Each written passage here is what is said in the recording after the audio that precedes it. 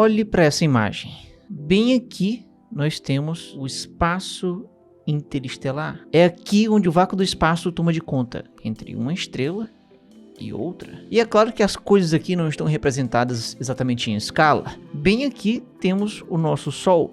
E aí, em sequência, temos os planetas que completam o nosso sistema solar. E aí nós podemos até estender para toda a sua zona de influência, para além dos planetas. E bem aqui do outro lado temos o sistema mais próximo do nosso, um conjunto formado por 3 estrelas. Esse aqui é Alpha Centauri. E aí também temos a sua zona de influência e esse espaço escuro aqui, que é o espaço interestelar. E esse espacinho aqui, que parece minúsculo nessa imagem fora de proporção, corresponde a uma distância de cerca de 4 anos-luz, ou por volta de 40 trilhões de quilômetros. E isso parece ser espaço suficiente para muita coisa, inclusive para a vida surgir, apesar das condições parecerem terríveis. Geralmente, quando a gente pensa onde a vida pode surgir, a gente imagina um lugar que tem um chão, uma atmosfera e uma temperatura onde a água líquida possa existir. E bom, tudo isso poderia acontecer em, quem sabe, numa lua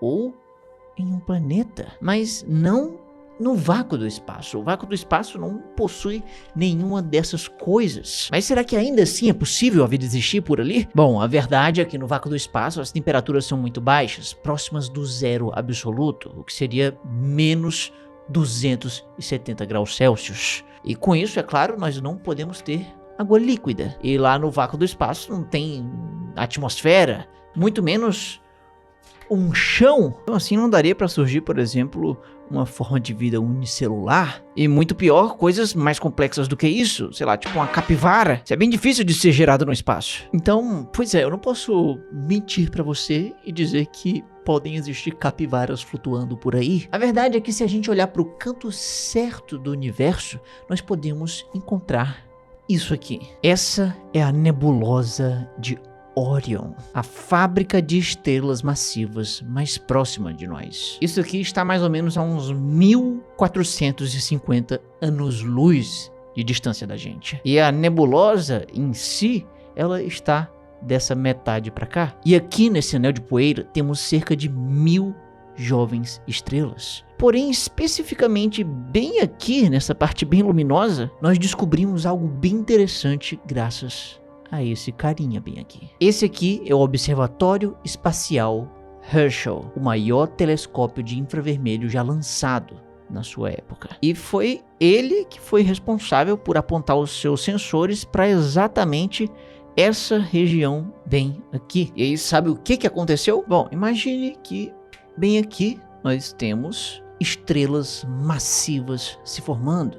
E bem aqui temos o nosso telescópio atento para elas. E naturalmente essas estrelas aqui vão produzir ondas de luz de vários comprimentos diferentes, mas vamos focar aqui somente nas de infravermelho, que é o espectro de luz que o nosso telescópio consegue captar. Certo, então existem vários comprimentos de onda diferentes dentro do espectro do infravermelho. Uns têm um comprimento de onda maior e depois outros intermediários, assim por diante, até a parte onde o comprimento de onda é menor. Tudo isso aqui está sendo emitido por essas estrelas e tudo isso aqui está caminhando direto ao nosso telescópio. Sendo que existe um detalhe: nem todas essas ondas de luz que estão sendo emitidas pelas estrelas chegam até o nosso telescópio. Na verdade, o Observatório Espacial Herschel, ao invés de captar todas as ondas que deveria, percebeu que algumas delas estavam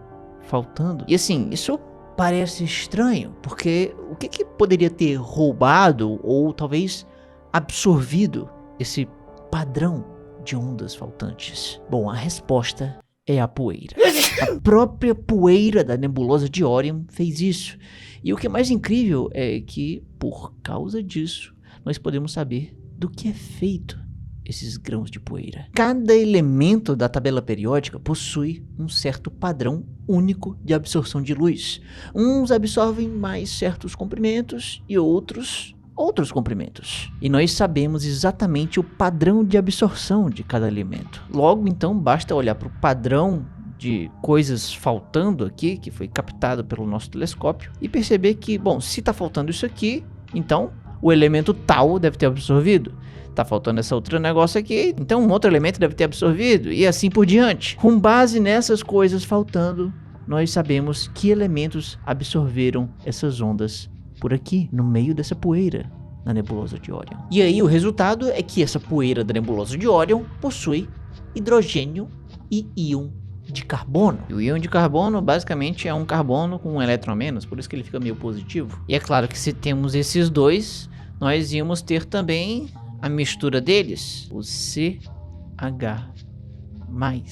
Isso daqui também é encontrado lá na nebulosa de Orion, que pode ganhar um elétron e pode perder a sua carga positiva, ele pode ficar neutro. Então beleza, no final das contas nós temos isso aqui, o CH, temos o CH+, temos o hidrogênio e temos o carbono. Esses aqui são os primeiros passos para se construir, por exemplo, uma célula ou até uma capivara no espaço. E sabe o que você pode usar para pesquisar por capivaras espaciais?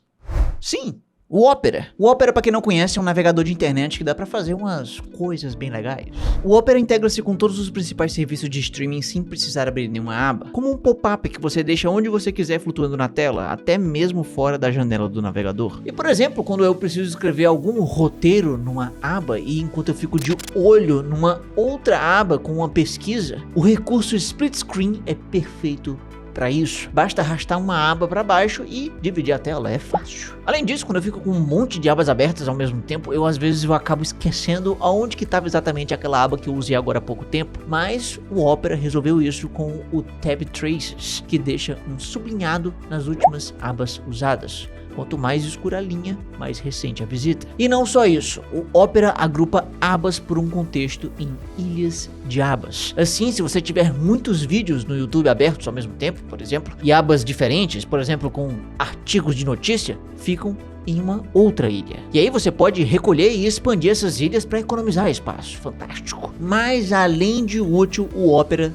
também é bonito. Ele também tem temas personalizáveis. O meu favorito pessoalmente é o Aurora. E aí é só escolher ele na galeria de temas e deslizar os controles para ficar do seu jeito. E além de tudo isso, ainda tem o Aria, a ferramenta de IA integrada do Opera, que é simplesmente incrível. Eu usei para poder fazer pesquisa sobre paleoantropologia recentemente no canal. E usando o modo de contexto, eu simplesmente peço um resumo da página que eu estou lendo e aí, pronto! Resumido. E fora isso, o modo escrita me dá ideias de roteiros e pode até gerar conceitos de imagem, como esse aqui. E é prático porque basta pressionar Ctrl Shift 7 ou Command Shift 7 em qualquer aba e aí é só começar a digitar na linha de comando, sem precisar trocar de aba nem nada. Sem distrações. Por isso não perca tempo e clique agora no primeiro link na descrição para baixar o Opera.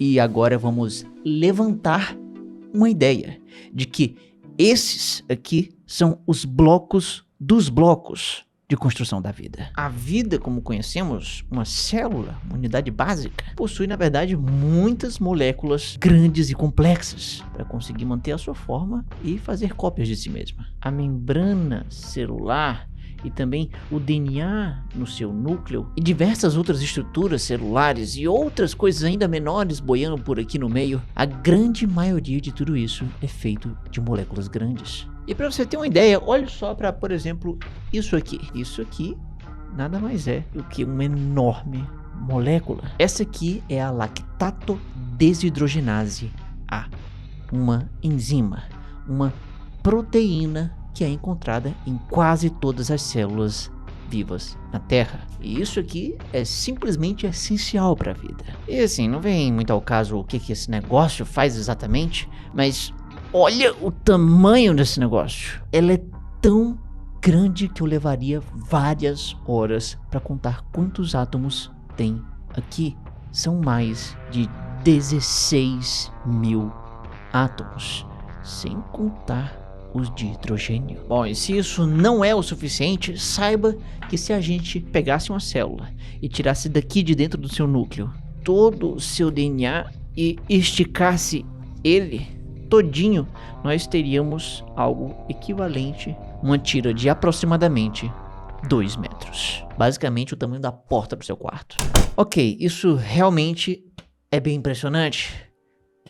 Mas o que isso significa? Significa que se a vida precisa de moléculas grandes e complexas, é preciso encarar elas como se fossem grandes e complexos encanamentos. Os encanamentos de uma cidade que precisa de um formato em específico. Tá, então vamos supor que você tem uma empresa que constrói exatamente isso. Você vai ligar por encanamentos essas casas todas da cidade. E como que você monta do zero um encanamento desses? Bom, com pedacinhos pequenininhos, com tubos e conexões. Tá, então vamos montar esse encanamento. Esses tubos e conexões podem ser distribuídos ao longo do encanamento para formar a estrutura grande e complexa necessária. E note que nós precisamos de pedacinhos diferentes.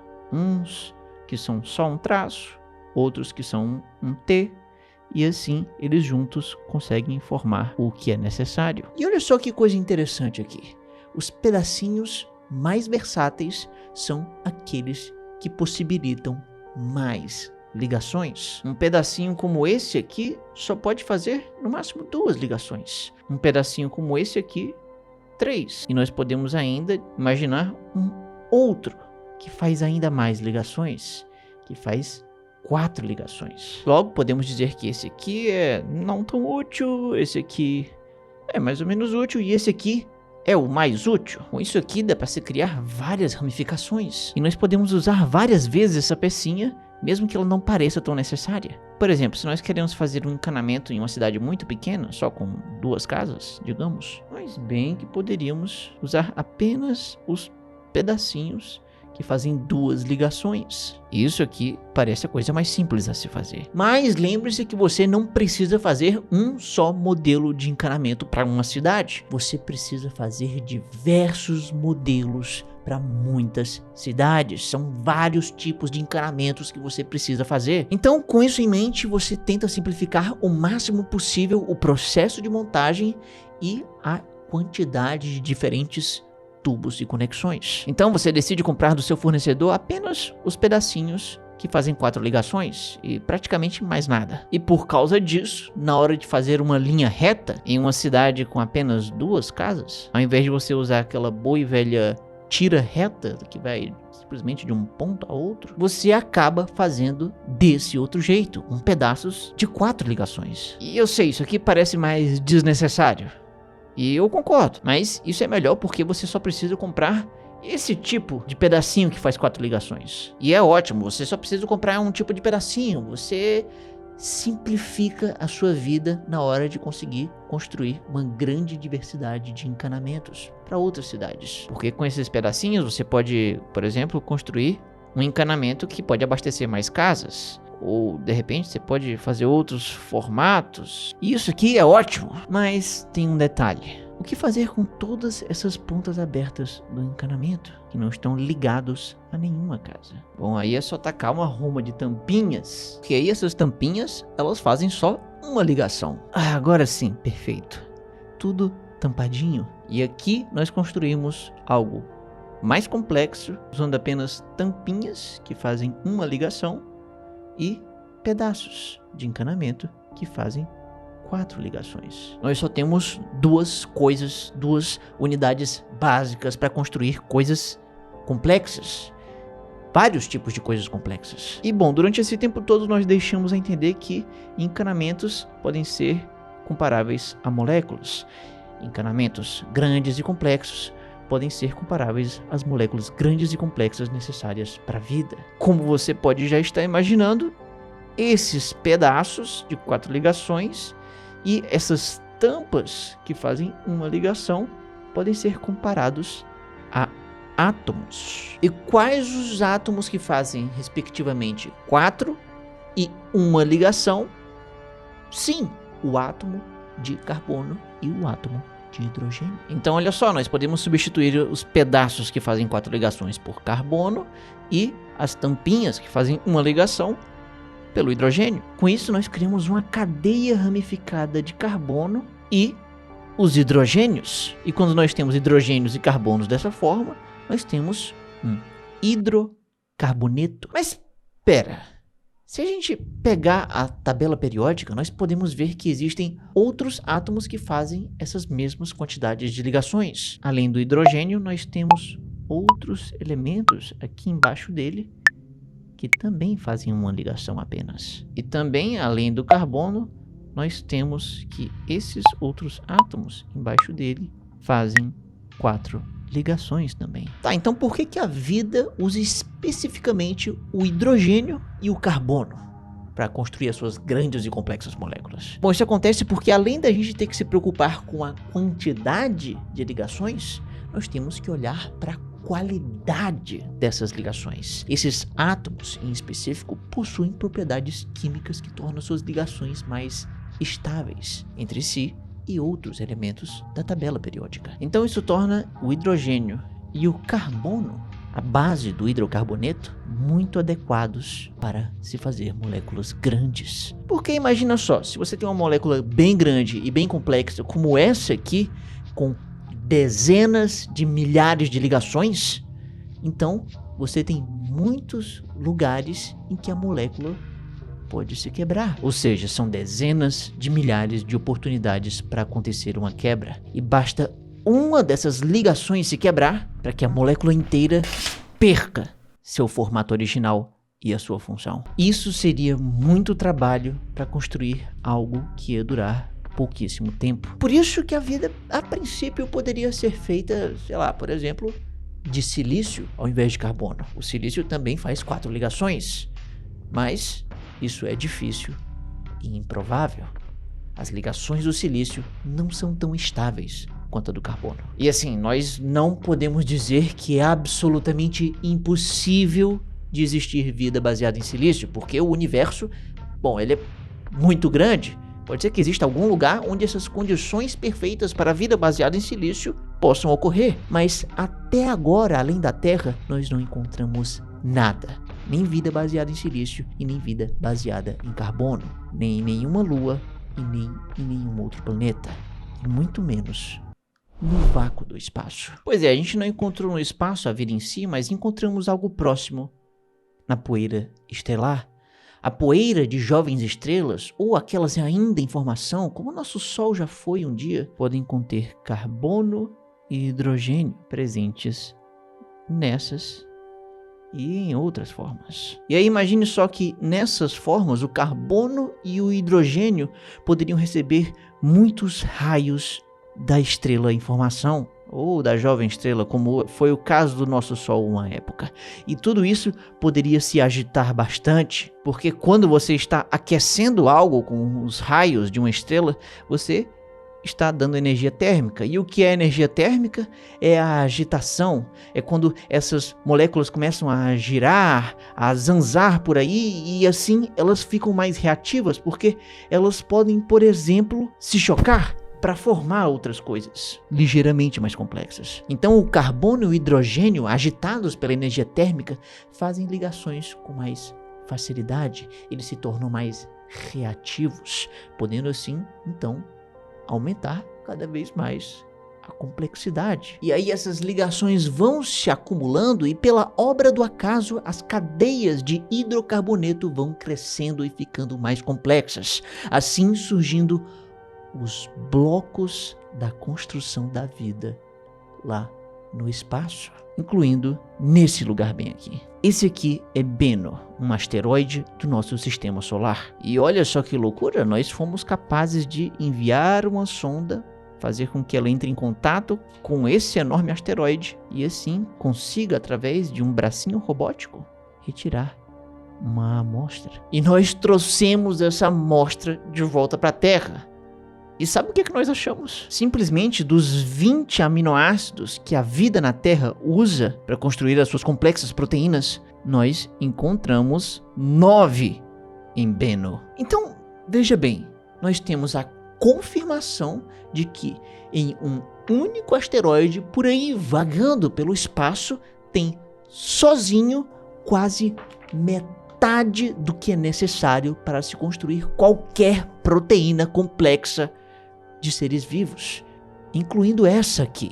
E além disso, em Bennu, nós encontramos simplesmente todas as 5 bases nitrogenadas, as letrinhas que compõem o RNA e o DNA. Com essas letrinhas dá para escrever qualquer gene que conhecemos, e tudo isso em uma única amostra de um único asteroide que está por aí vagando no espaço. Então, com isso, parece que falta pouco para que a vida possa surgir ali no espaço. Porém, vamos com calma, porque existe um limite para o grau de complexidade que esse processo pode gerar. E o espaço ainda parece ser um lugar muito improvável para uma célula surgir. Ou uma capivara. Lembre-se que estamos falando de um lugar onde as condições, até onde sabemos, são muito duras para a vida em si, mas talvez nem tanto para as sementes da vida. A verdade é que existe uma hipótese de que o espaço pode não ser o melhor lugar para o surgimento da vida, mas pode ser o melhor para o surgimento dos blocos de construção da vida. Justamente os aminoácidos e as bases nitrogenadas, e quem sabe também açúcares e outras coisas mais. Esses blocos todos talvez possam ser mais facilmente formados no espaço. Mais fácil no espaço do que até em planetas e luas. Pegando esses bloquinhos que são criados no espaço, planetas e luas podem juntar e assim formar a vida. Ou seja, o espaço poderia criar esses blocos, essas sementes da vida, e aí elas, talvez na forma de poeira, talvez na forma, quem sabe, de um asteroide, assim como Bennu, isso tudo poderia cair em planetas e luas. E aqui nesses lugares, graças a essa grande ajuda do cosmos, poderia dar origem à vida. Então seria como se o espaço desse uma assistência para que mundos, alguns planetas e luas espalhados pelo cosmos, pudessem então fazer o gol. É como se o espaço fosse incapaz de gerar vida por si só, mas ainda assim ele é capaz de ser o responsável por algo ainda mais importante.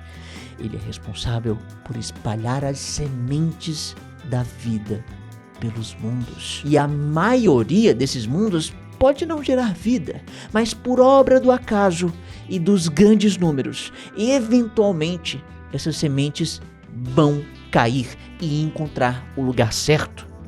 Elas vão florescer. E talvez seja por isso que até hoje não conseguimos explicar ao certo como a Terra sozinha foi capaz de gerar vida. E talvez explicar isso seja impossível, porque o nosso planeta não fez isso sozinho. Ele fez como parte de um contexto cósmico muito maior. Nós somos filhos de poeira cósmica. E filhos de poeira cósmica somos nós humanos, incluindo aqueles que perderam seus rostos. Agora, para saber como que uma espécie humana pode perder um rosto, basta clicar bem aqui, no maior canal de ciência do Nordeste. E não esquece de ver aqui as minhas redes sociais para ver meus vídeos curtos. E tchau! Ah, e não esquece de ver aqui no primeiro link na descrição para baixar o Opera.